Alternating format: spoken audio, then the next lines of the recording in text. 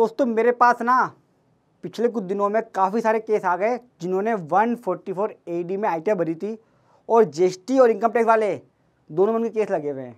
क्या रीज़न है बताता हूँ। एक केस मुझे याद है अभी, उसने 44 AD में आईटीआर भरी, कैश दिखा रखा था 28 लाख रुपए का जो कॉलम है। जब हम 44 AD में आईटीआर भरते हैं वो पूछता है कि 8% वाला कैश में भरो और बैंक में 6% भरो, और मेरे ख्याल से 70 लाख के आसपास था उसके अंदर, बैंक के अंदर कॉलम में डाला था। जब मेरे पास केस आया मैंने उसकी बैंक स्टेटमेंट मंगवाई, उसकी बैंक स्टेट के अंदर 14 लाख की एंट्री थी, सिर्फ 14 लाख की एंट्री है, पैसा आया बता। तो उससे मैंने पूछा कि भाई जब 14 लाख आया था तो तूने 70 लाख क्यों दिखाया और ये 28 लाख कैश कौन सा है। कह रहा जी मुझे लोन लेना था, मैंने कंसल्टेंट से बोला मेरी आईटीआर भर दे, मुझे नहीं पता उसने क्या दिखाया क्यों दिखाया। अब उससे इनकम टैक्स वाले पूछ रहे हैं कि भाई 70 लाख तो जो बैंक दिखा रहा है बैंक में कहाँ है, कौन सा बैंक है ये बता, और 28 लाख का कैश कहाँ से कमाया, इतना कैश कहाँ से आया और कहाँ यूज़ करा वो बता। जीएसटी वाले कह रहे हैं आपकी सेल जो है 40 लाख से ऊपर हो गई है, 70 ये 28 ये 98 लाख हो गई है, जीएसटी का है, क्योंकि इन्फॉर्मेशन आजकल शेयर हो रही है। तो मुझे लगा आपको बताना बहुत ज़रूरी है। जब आप किसी से बोलते हो ना कि मेरी आईटीआर भर दे, नील की भर दे, तो उसे ये नहीं पता कि बैंक स्टेटमेंट कैसे यूज़ करनी है, ये नहीं पता नेचर ऑफ बिजनेस क्या दिखाना है, बहुत सारी चीज़ें हैं। इसलिए कहता हूँ साल में एक बार आईटीआर भरते हो, 4,000 5,000 10,000 खर्च कर दो, कम से कम तरीके से बात करके प्रॉपर तरीके से आपकी कंपटीशन बने और सही तरीके से आईटीआर भरे।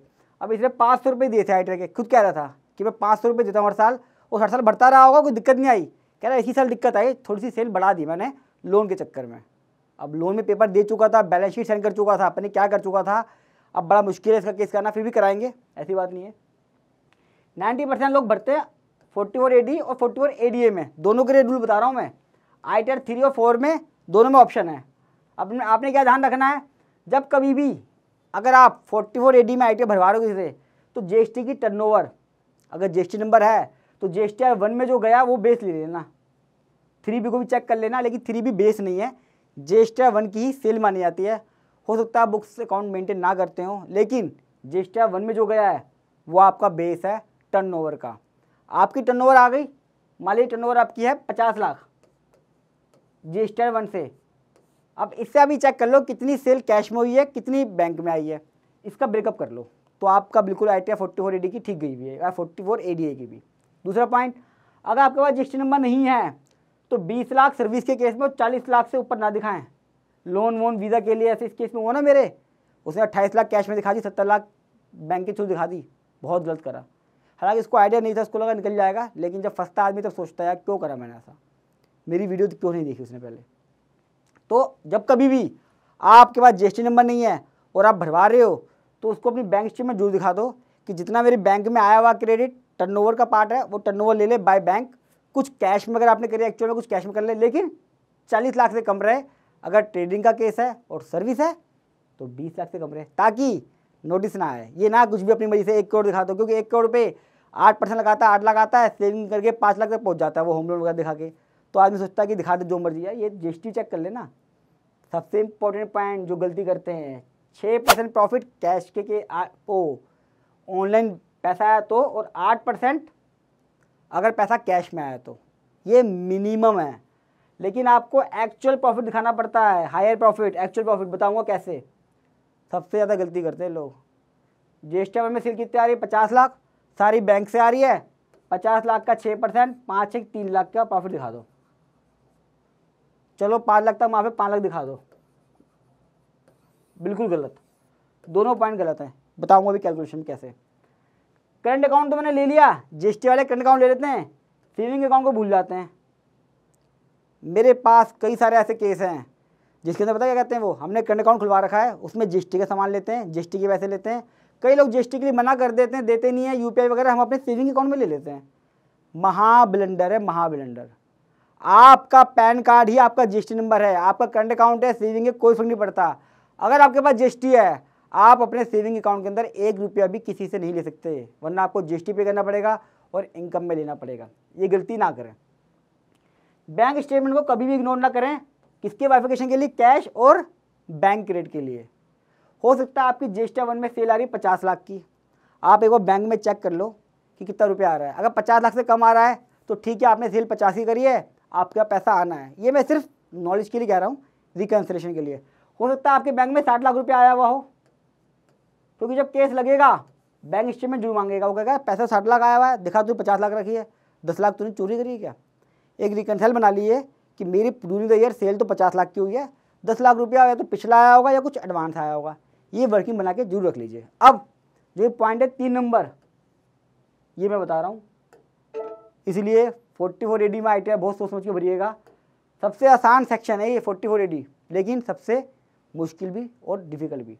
अब कैसे, मान लीजिए किसी की 50 लाख की सेल हुई है, मैं उसमें कैश और बैंक में नहीं जा रहा, मैं मान के चल रहा हूँ पूरी बैंक के थ्रू हुई है, सारा पैसा बैंक में आएगा ये। अब लोग क्या करते हैं, इसका सीधा 6% निकाल देंगे और 3 लाख दिखा दिया। गलत है ये। आपको अपने एक सेल्फ कंप्यूटेशन बैंक स्टेटमेंट के बेस पे बनानी पड़ेगी कि 50 लाख तो मेरी सेल है ही है, मेरी परचेज कितनी है, मेरी सैलरी वाली कितनी है, अदर एक्सपेंसेस कितने हैं, एक्चुअल प्रॉफिट जो आ रहा है, मान लीजिए वो एक्चुअल प्रॉफिट 12 लाख आ रहा हो,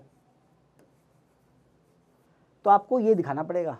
अब आप कहोगे मैं तो कुछ मेंटेन करता नहीं हूँ, मेंटेन करो ना करो, एक्चुअल दिखाना पड़ेगा। क्यों, आपने तो उसकी आइडिया भर दी 3 लाख रुपए की, हो सकता है उस आदमी ने पूरे साल में अपने बच्चे की 3 लाख की फीस ही दे रखी हो, 2 लाख का बिजली का बिल दे रखा हो, 2 लाख दुबई घूम कर आ गया वो,